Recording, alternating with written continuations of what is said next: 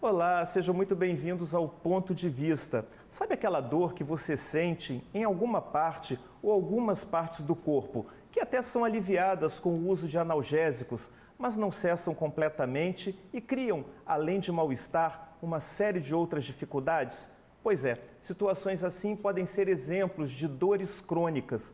Um mal que, segundo a Sociedade Brasileira para o Estudo da Dor, afeta pelo menos 37 em cada 100 brasileiros. Isso equivale a 60 milhões de pessoas no país. E para sabermos mais o que são essas dores, como é feito o diagnóstico e os tratamentos disponíveis, nós convidamos a médica ortopedista e acupunturista Roberta Ramos. Seja muito bem-vinda, doutora Roberta, ao Ponto de Vista. Obrigada pelo convite. Doutora Roberta, como é que a gente pode caracterizar uma dor crônica? Então, a dor aguda é aquela dor que acontece no mesmo momento que a causa está presente. Quando existe uma continuidade da dor, a partir de 3 meses mais ou menos que você está sentindo dor, essa dor ela já muda para ser caracterizada como uma dor crônica. E geralmente isso acontece pelo menos 1 mês após a cessação do evento causal. Vias neurológicas da dor são diferentes na dor aguda e na dor crônica. A dor aguda, por exemplo, ela é um sinal de alarme de que algo não está indo bem. Já na dor crônica, como são mecanismos diferentes na região central e periférica da manifestação da dor e do processo de adoecimento que é mais complexo, o que acontece? Não é mais por sinal de alarme. A causa muitas vezes já acabou e você tem a persistência do fenômeno por causa dessa cronicidade. Agora, o que pode causar uma dor crônica? Os impactos na vida da pessoa que tem a dor, eles são devastadores do ponto de vista biológico, inclusive, porque afeta o eixo central de produção de hormônios que fazem a gente funcionar a cada dia, né, no ritmo de 24 horas. Então, muda a produção de secreção da hipófise, do hipotálamo, glândulas e áreas do cérebro que atuam tentando gerenciar a dor e fazendo mecanismos colaterais de adaptação a essa dor, como se fosse assim, eu tenho que me adaptar para conseguir continuar vivendo, interagindo, fazendo minhas coisas. Então muda o humor, a parte sexual fica afetada porque com dor existe uma supressão da produção dos hormônios e da libido, existe uma baixa de produção e performance para atividade física, para trabalho, para cognição, para entender, raciocinar, criatividade fica reduzida, o sono fica não reparador, fica interrompido, fica superficial, quando consegue dormir.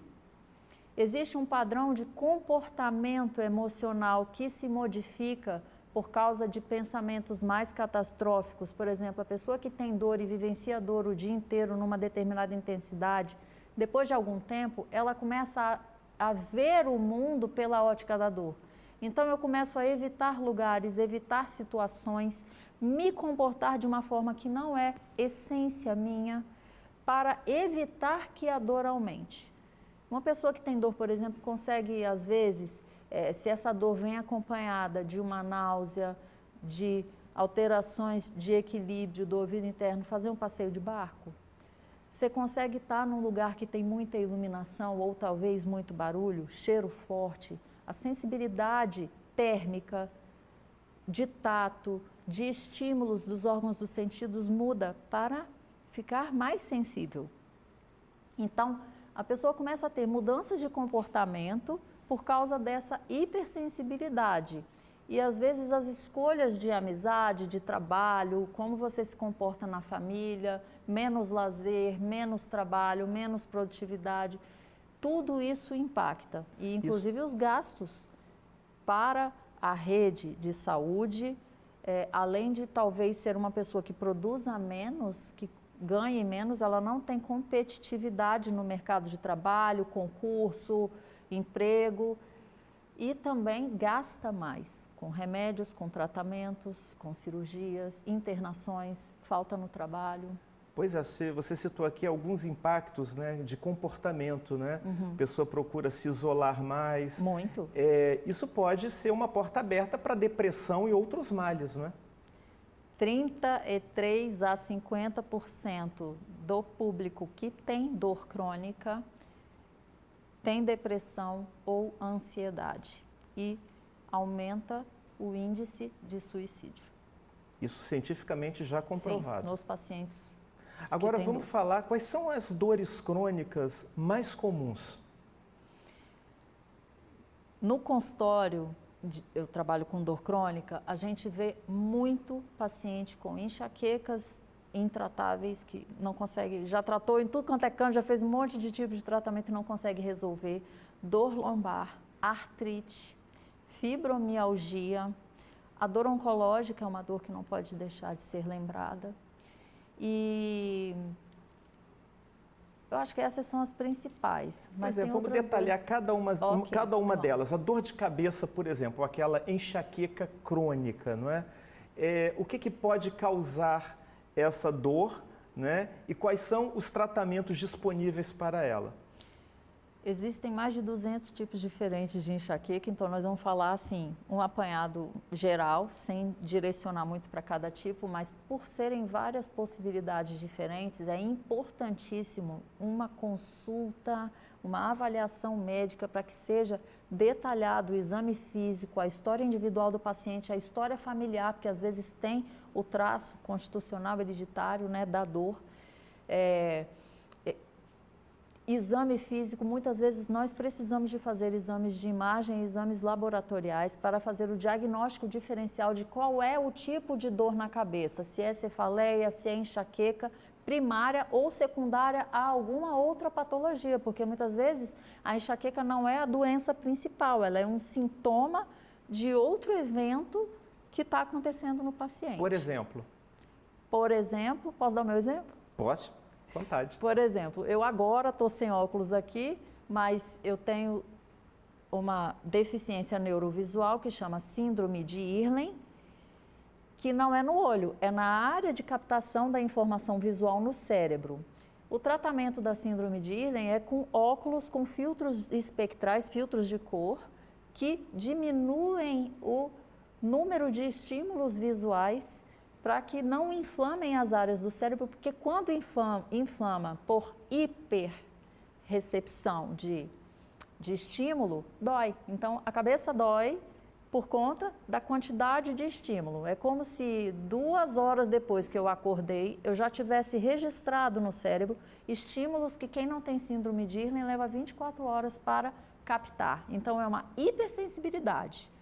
Né? Antes da curva de normalidade aqui, para som, para cheiro, para barulho, eu já estou percebendo tudo com muita intensidade. E isso causa dor, porque inflama diversas áreas do cérebro que recebem esses estímulos. E não foi fácil chegar a esse diagnóstico, não? Não, a gente nasce com isso e agora muitas crianças conseguem ser direcionadas para investigação, exames e diagnóstico ainda na infância, porque na própria escola, pedagogo, psicopedagogo, consegue perceber irritabilidade, dor, náusea, dificuldade de adaptação, letra, não alfabetização e consegue direcionar para a investigação de síndrome de Irlen. Mas na minha época da escola não era tão conhecido, eu fui descobrir isso há poucos anos atrás. Bom, nós temos uma dor crônica também que é bastante comum, que é a artrite e artrose.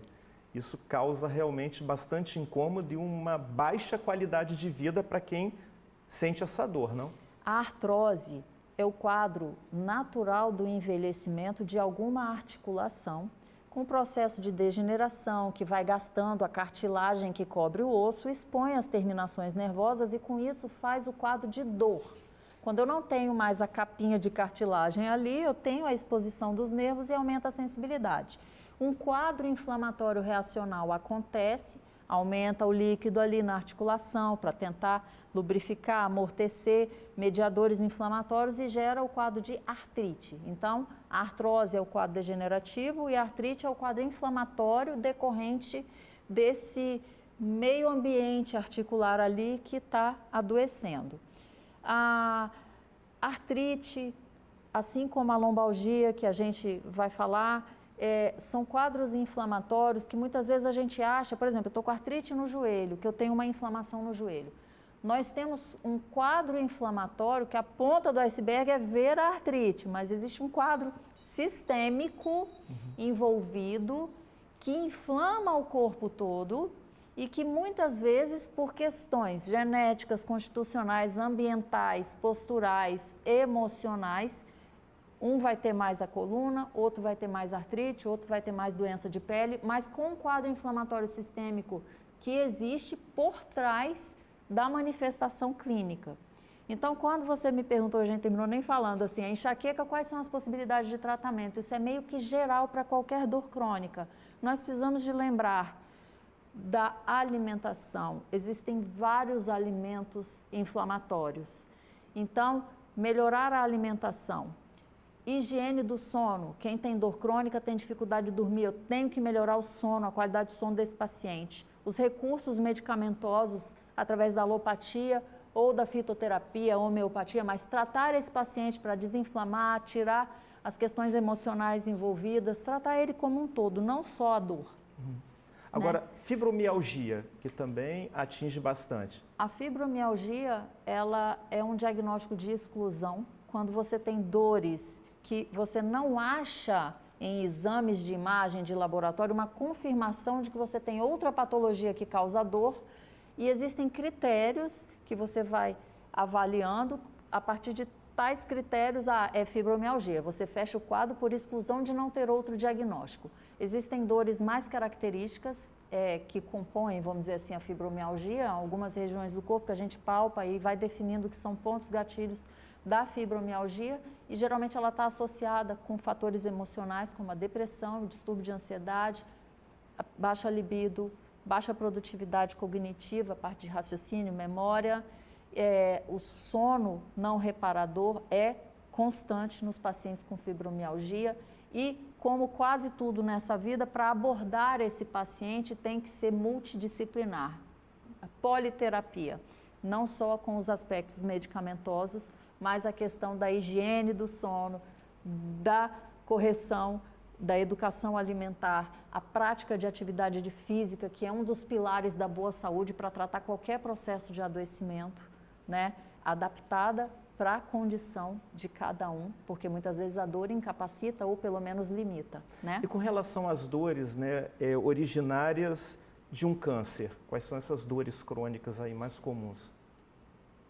Por exemplo, na área ortopédica, se eu tenho um câncer que, aumentando de tamanho, ele expande e comprime a área inervada do osso, que é o periósteo. Isso vai causar uma dor absurda e incapacitante e muitas vezes de difícil controle medicamentoso.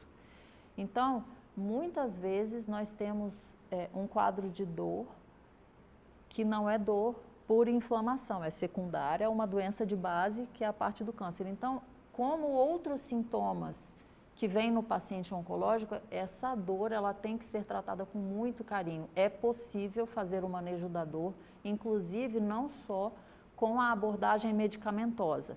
Por exemplo, a hipnoterapia nos ajuda muito a dessensibilizar esse limiar de dor do paciente de dor grave, incapacitante, assim como é o paciente de enxaqueca, o paciente oncológico, o paciente de fibromialgia, que é de manejo difícil.